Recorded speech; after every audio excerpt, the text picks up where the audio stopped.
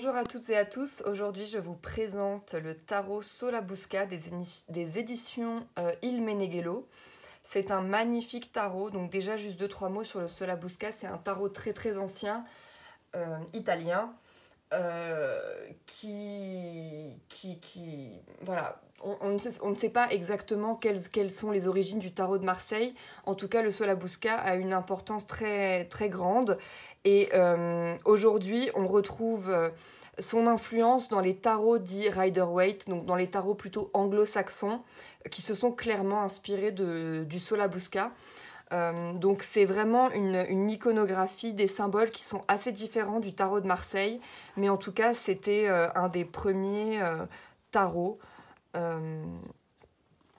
Voilà. Donc c'est les éditions Il Meneghello à Milan. C'est vraiment une maison enfin super. Tout est fait à la main. C'est des cartes qui sont de très bonne qualité. Et donc voilà, on voit ici, hein, c'est un tarot qui date du XVe siècle. Et voilà, je ne sais pas si on voit avec la lumière. Voilà. Et donc ici, on a vraiment une boîte magnifique qui est cartonnée. C'est pas une boîte qui est cartonnée en dur. Hein, c'est pas une boîte comme on a l'habitude de voir qu'on ouvre comme ça par le haut.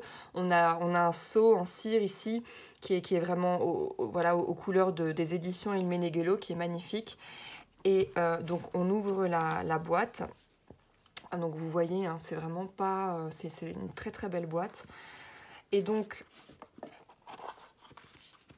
c'est un tarot qui est numéroté. Donc j'ai le 10e sur 200.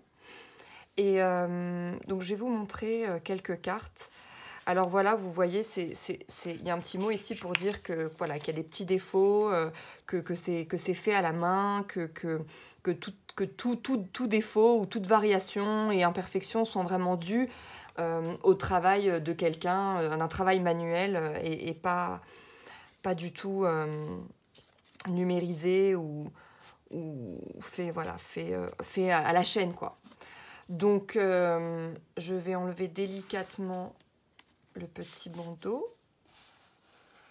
Voilà.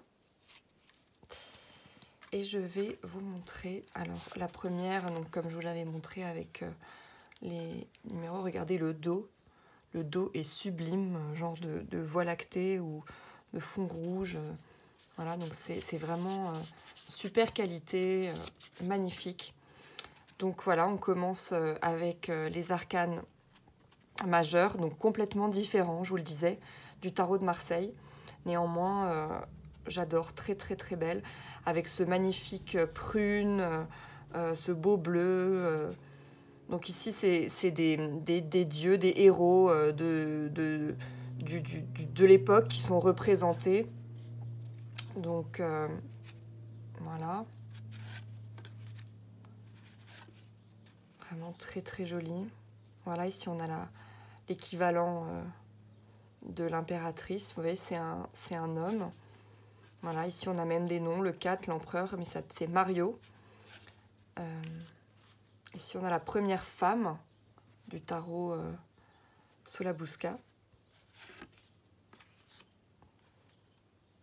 Ici l'équivalent de l'amoureux.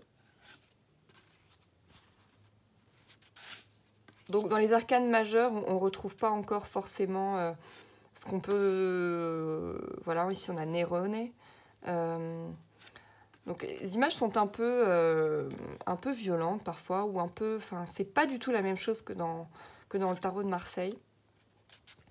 Et donc ici, dans les arcanes majeures, on ne voit pas encore forcément la ressemblance avec le Rider-Waite qui ressemble, enfin qui a plutôt peut-être des similitudes avec le tarot de Marseille, mais on va voir beaucoup plus avec les arcanes mineurs.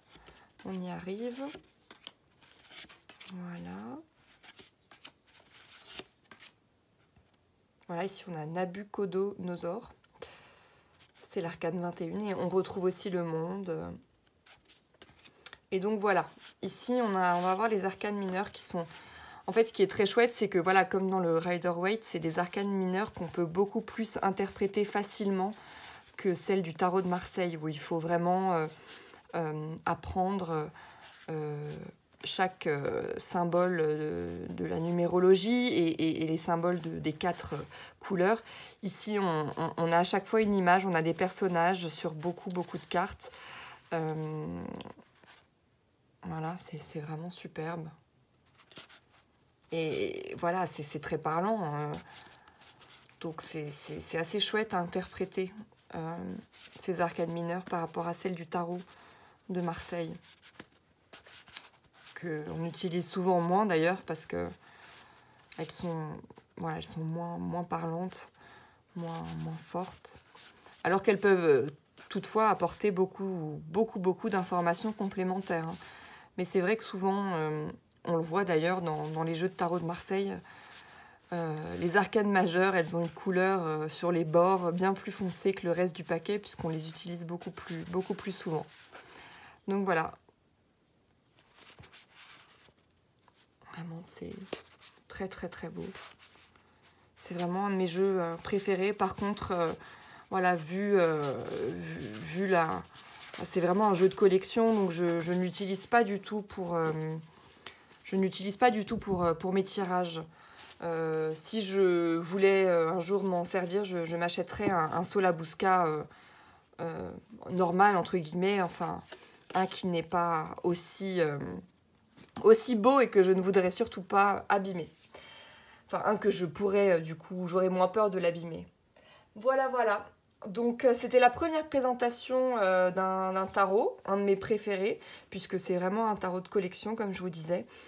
Donc, il y a 200 exemplaires et vous pouvez les trouver sur le site des éditions Il Meneghello et les commander. Et ils se feront un plaisir de vous les envoyer. Voilà. À bientôt pour une prochaine vidéo et je vous fais des bisous.